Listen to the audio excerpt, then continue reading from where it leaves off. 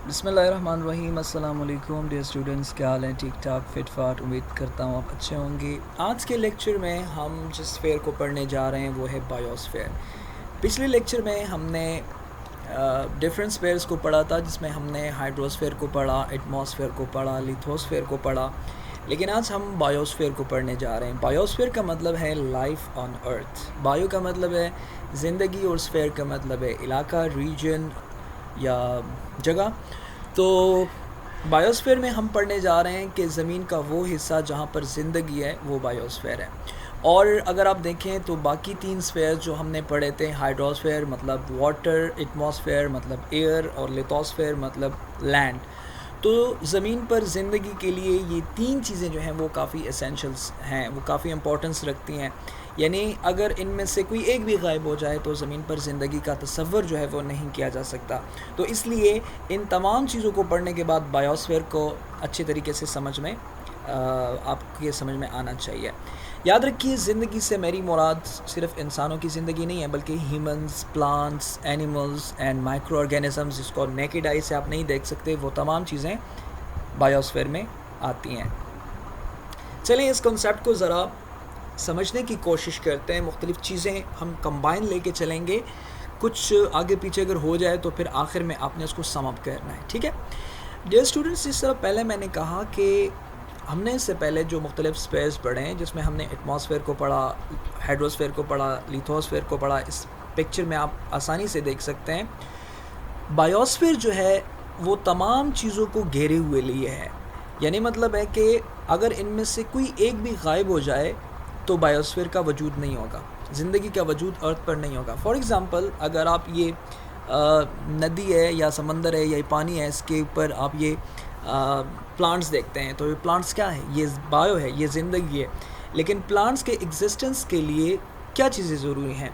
Plants के existence के लिए लिथोस्फीयर, लैंड का होना। प्लांट्स किस चीज़ पे खड़े हैं? लैंड पे खड़े हैं। उनके लिए वाटर, और उनके लिए जो सनलाइट है, जो कार्बन डाइऑक्साइड है, जो चीज़ें हैं जिससे वो अपना खुराक तैयार करते हैं, जिसको हम फोटोसिंथेसिस कहते हैं, आप जानते हैं। तो उनके लिए वो जो चीज़ें रिक्वायर्ड हैं, तो अगर इनमें से कोई एक भी गायब हो जाए तो क्या ये प्लांट्स एग्जिस्ट कर सकेंगे? बिल्कुल नहीं। तो इसलिए ये तीनों चीज़ें जो हैं ये बायोस्फीयर के लिए एसेंशियल्स हैं। और सबसे इम्पॉर्टेंट बात ये है कि ज़मीन पर जो ज़िंदगी है उसके लिए ये 3 चीज़ें, प्लस एक और चीज़ जो ज़मीन पर लाइफ को बरकरार रखी हुई है वो है सनलाइट, वो है सूरज की शुआएँ। सूरज, तो सूरज जो है वो तमाम चीज़ों को, जो ज़िंदगी है ज़मीन पर, वो उनको एनर्जी देता है, ठीक है? तो ये मेन पॉइंट है। आगे जाते हैं। मिसाल के तौर पर, जिस तरह मैंने पहले लेक्चर में, पहले स्लाइड में आपसे कहा कि तमाम चीज़ों के लिए जहाँ पर बहुत सारी चीज़ें एसेंशियल्स हैं, फॉर एग्ज़ाम्पल मैंने कहा लैंड है, ठीक है, और पानी है, और इस तरह का एटमॉस्फेयर है, जो मुख्तलिफ़ किस्म के गैसेस हैं वो ज़िंदगी के लिए बहुत इंपॉर्टेंस रखते हैं। इसके साथ साथ मैंने ये कहा कि सूरज, सनलाइट, जो एनर्जी प्रोवाइड करती हैं, तमाम जितने भी दुनिया पर जितनी भी ज़मीन पर हमारी ज़िंदगी है, उन तमाम को एनर्जी कौन देता है? वो सूरज देता है।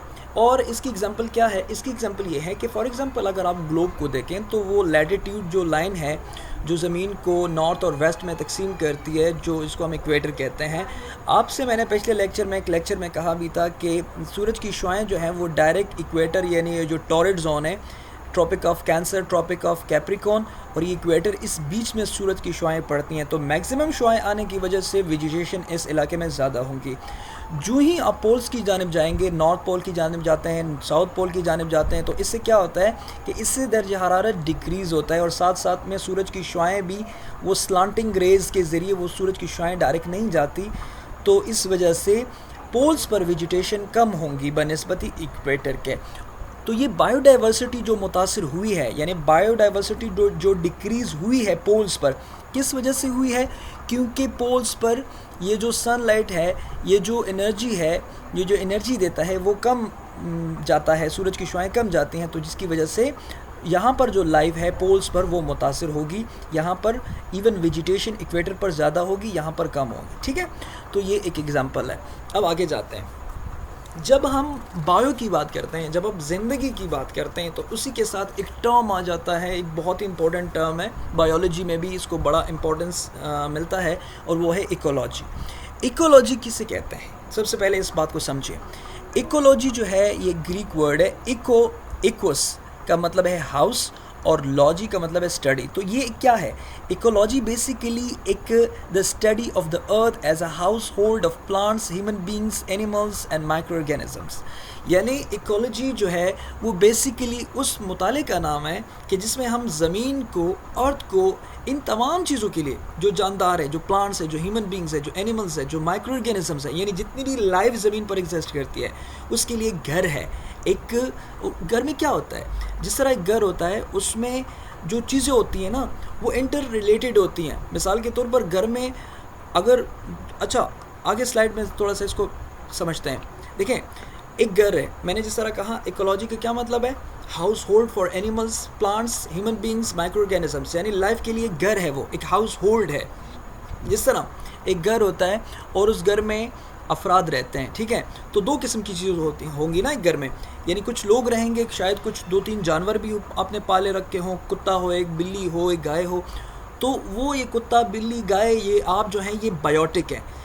कुछ चीज़ें इन एबायोटिक होती हैं। एबायोटिक का मतलब फ़ैन है, ठीक है, कूलर है, एसी है, या जितनी भी चीज़ें हैं, फ्रिज है, टेलीविज़न है, तो ये एबायोटिक है। लेकिन वो एबायोटिक चीज़ें और बायोटिक चीज़ों के दरमियान एक इंटरेक्शन है, तो इस इंटरेक्शन को क्या कहते हैं? यानी interaction between biotic with biotic and biotic with abiotic, जो थिंग्स हैं उनके दरमियान जो इंटरेक्शन है, बेसिकली वो क्या है? वो है इकोलॉजी।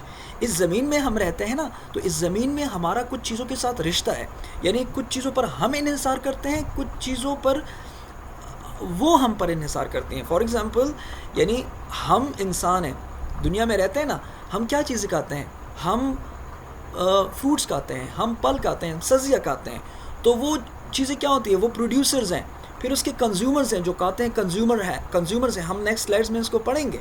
लेकिन जो चीज़ हम खाते हैं, हम उनसे एनर्जी लेते हैं। तो अगर हम पानी पीते हैं, तो पानी क्या है? एबायोटिक है, हम बायोटिक है, तो इसका मतलब हमारा पानी के साथ एक इंटरेक्शन है। फिर हम सब्ज़ा खाते हैं, प्लांट्स खाते हैं, प्लांट्स क्या है? वो बायोटिक है, हम भी बायोटिक हैं। तो हम जब प्लांट्स पर जो डिपेंडेंसी करते हैं, डिपेंडेंट हैं उन पर, तो ये जो ताल्लुक़ है, ये जो बायोटिक का एबायोटिक के साथ या बायोटिक के साथ, थिंग्स के साथ जो ताल्लुक़ है, उसको हम कहते हैं इकोलॉजी।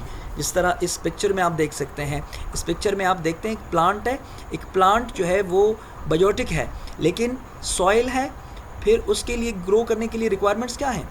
सॉइल है, सन है, पानी है। अब ये 3 चीज़ें इस प्लांट्स के ग्रोथ के लिए बहुत इंपॉर्टेंस है, इसके बगैर ये नहीं हो सकता, ये ग्रो नहीं कर सकता।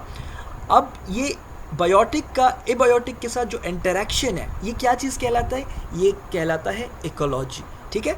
ये बहुत ही इंपॉर्टेंट कॉन्सेप्ट है, इसको आपने समझना है। यानी इकोलॉजी को समझे बगैर आप ना ही लाइफ ऑन अर्थ को समझ सकते हैं, ना ही आप बायोस्फीयर को समझ सकते हैं, ठीक है ना। तो ये बहुत इंपॉर्टेंट चीज़ है। आगे चलते हैं जी। तो अब मैंने क्या कहा कि इकोलॉजिकल सिस्टम जो है ये बहुत इम्पॉर्टेंट होता है, और यही वजह है कि जो ज़मीन है इसमें डिफरेंट रीजन्स पाए जाते हैं। और डिफरेंट रीजन्स क्यों पाए जाते हैं? देखें, एक पूरी अर्थ है, लेकिन पूरी अर्थ में क्लाइमेट एक नहीं है, ना ही सॉइल एक है, ना ही वहाँ के जो फिज़िकल स्ट्रक्चर्स, फीचर्स हैं वो सेम है। तो जब ये चीज़ें सेम नहीं हैं, तो इससे क्या होता है कि हमारी जो ज़मीन है वो मुख्तलिफ रीजन्स में बढ़ जाती हैं। देखें ना, इस पिक्चर में आप देखें, टॉरेड जोन, गर्म इलाका, फिर ये थोड़ा सा टेम्परेट जोन है, और ये फ्रिजिड जोन है। तो ये जो तकसीम है, ये इस इलाके की खुसूसियात में ये लिविंग ऑर्गेनिजम्स पर असरानंदाज होगा। इसी वजह से ज़मीन के जो इस टेम्परेचर और क्लाइमेट की वजह से, और इस सोइल के डिफरेंस की वजह से, और मॉइस्चर होने और ना होने की वजह से पूरी ज़मीन को मुख्तलिफ हैबिटेट्स में तकसीम किया जाता है। हैबिटेट्स क्या कहते हैं, किसे कहते हैं, वो हम आगे लेक्चर्स में, आगे स्लाइड्स में पढ़ेंगे। ये मुख्तलिफ रीजन्स हैं, अपने क्लाइमेट और अपने फ़ीचर्स की वजह से पूरी दुनिया जो है वो मुख्तलिफ कैटेगरीज़ में बढ़ चुकी है, तो जिसकी वजह से उसका डायरेक्ट असर उसके लाइफ पर पड़ेगा। देखें ना, कहीं पर एक किस्म के हाथी दरियाफ्त होते हैं, देखें ये पोलर बियर है, ये ट्रॉपिकल बियर है, एक ही बियर है, लेकिन ये एक इलाका है फ्रिजिड जोन का है और ये टेम्परेट या वार्म जोन का है, ठीक है ना। तो इससे फ़र्क पड़ता है, यानी